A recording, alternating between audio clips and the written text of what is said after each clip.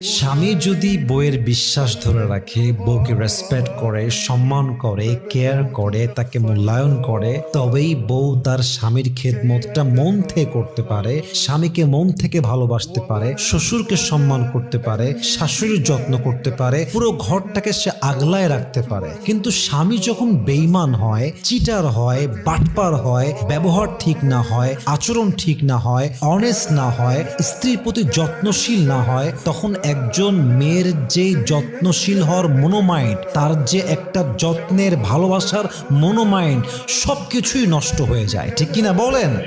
অনেকে মেয়েকে বলে, তুমি তোমার স্বামীকে সম্মান করো না কেন, ভালোবাসো না কেন, খেদমত করো না কেন, টেক কেয়ার করো না কেন। কিন্তু কেউ এটা বুঝতে চায় না যে স্বামী এতটাই খারাপ, একজন বউ চাইলেও সে কখনো মন থেকে সেবা করতেই পারে না। ঠিক কিনা বলেন?